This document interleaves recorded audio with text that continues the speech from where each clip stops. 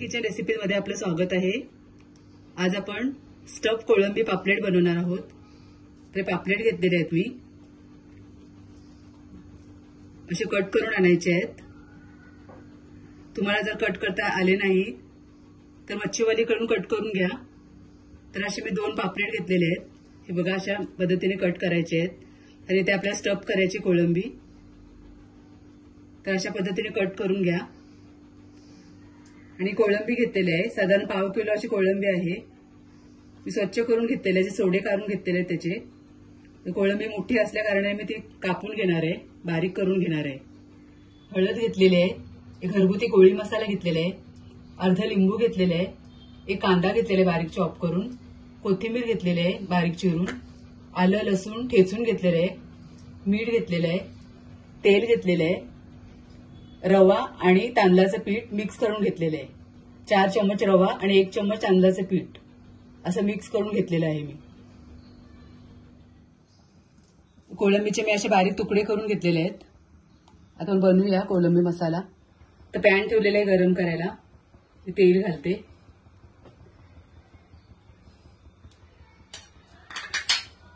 एक चम्मच तेल घातलेलं आहे। तर कांदा टाकते तेलावरती।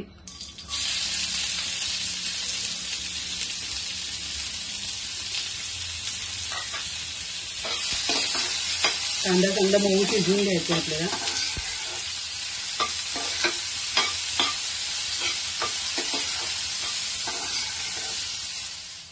कांदा चांगला परतलाय बघा, साधारण ब्राऊन झालाय। आता आलं लसूण घालूया आपण। अर्धा चम्मच घालते आलं लसूणचा ठेचा।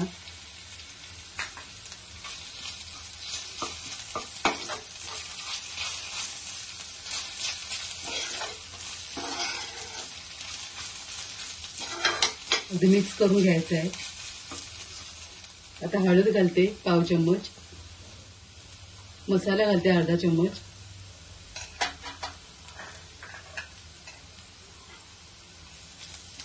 मिक्स करते।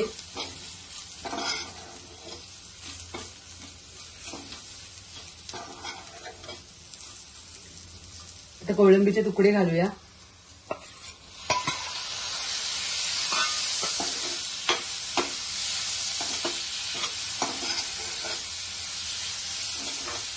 त्यामध्ये पाणी वगैरे काय वापरायचं नाही, काय ड्राय करायचं आहे पापलेट मध्ये भरण्यासाठी। मीठ घालूया चवीनुसार।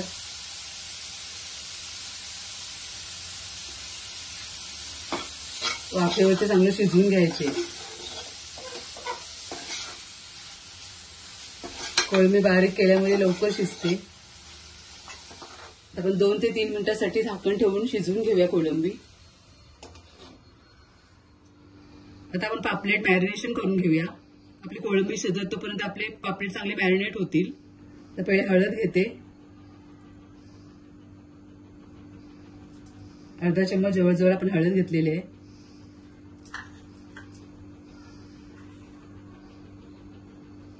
घरगुती कोळी मसाला घेतलेला आहे 1 चम्मच, चवीनुसार मीठ घालायचं आहे।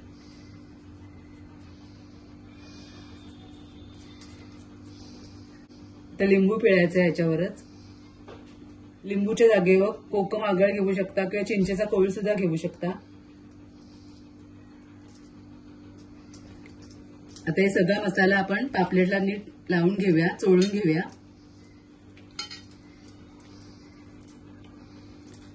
आतपर्यंत असं लावून घ्यायचं आहे। तो मसाला चांगला लावलाय। आलं लसूण पेस्ट टाकूया थोडीशी।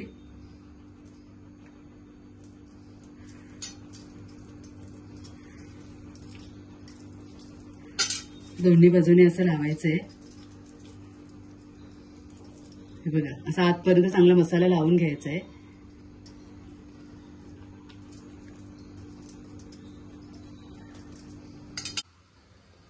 दोन 3 मिनिटं झालेली आहेत। छान असं पाणी सुटलेलं आहे कोळंबीला। कोळंबी आपली शिजलेली आहे। हे पाणी एक्स्ट्रा आहे ते आपल्याला आटवून घ्यायचं आहे। कोथिंबीर घालायची आपल्याला वरून.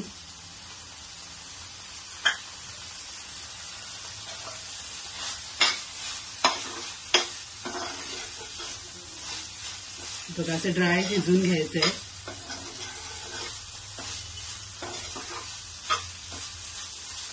पापलेटमध्ये भरण्यासाठी आपली कोळंबी तयार आहे. आता हे पूर्ण आपण थंड करून घेऊया. आता कोळंबी आपली थंड झालेली आहे. आता पापलेटमध्ये स्टफ करूया. पापलेट सुद्धा आपले मॅरिनेट झालेले आहेत. आपली कोळंबी होत तोपर्यंत त्यामध्ये भरायची आहे अशी.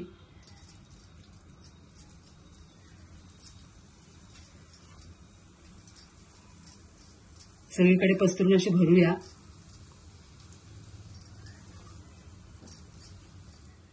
आगळी वेगळी रेसिपी आहे, नक्की ट्राय करा आणि एकदम टेस्टी आहे.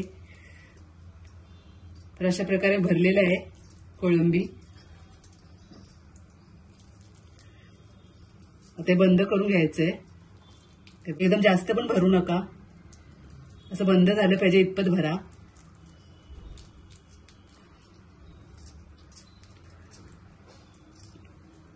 असं भरून झालेले पापलेट ते सुद्धा भरून घेते मी. दोन्ही पापलेटमध्ये मी कोळंबीचा मसाला भरलेला आहे. आता आपण तांदळाचं पीठ आणि रवा मिक्स केलेला आहे ते एका ताटामध्ये घेऊया.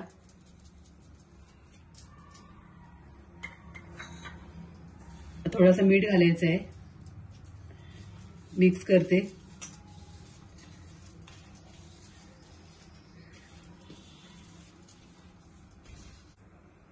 आता रव्यामध्ये आपलं पापलेट घोलून घ्यायचं आहे.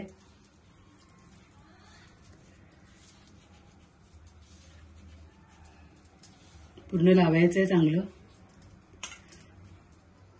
तवा गरम झालेला आहे. तेल घालायचं आहे.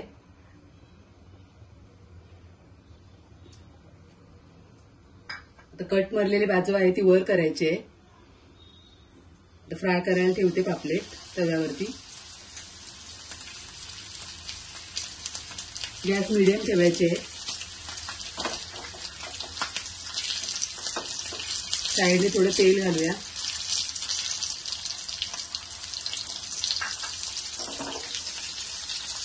पसरवून घ्यायचं सगळ्या बाजूनी.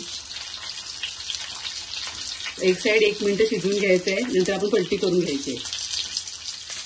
आता 1 मिनिट झालेलं आहे. आपण दुसऱ्या साईडने सुद्धा शिजवून घेऊया. हलक्या हाताने असं पलटायचं आहे.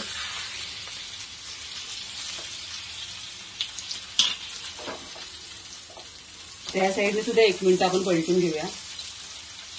त्या साईडने सुद्धा आपल्याला 1 मिनिट फ्राय करून घेऊया.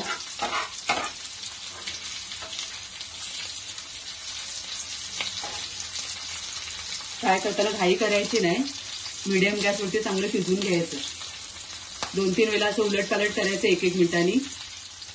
तर ही साईड सुद्धा 1 मिनिट झालेली आहे. आपण पलटून घेऊया. हे बघा अगदी मीडियम गॅसवरती चांगलं फ्राय करून घ्यायचं आहे. 5-6 मिनिटातच पापलेट फ्राय होते दोन्ही साईडनी. ते पापलेट आपण पलटून घेऊया. हे बघा छान असा ब्राउनिश कलर आला पाहिजे. तर अजून एकदा पलटवून घेऊया आपण. हे बघा छान आपलं पापलेट तयार झालेलं आहे. 4 ते 5 वेळा मी 1-1 मिनिटांनी असे पलटून घेतलेले आहे. तर अशा प्रकारे आपले पापलेट तयार झालेले आहे, स्टफ पापलेट.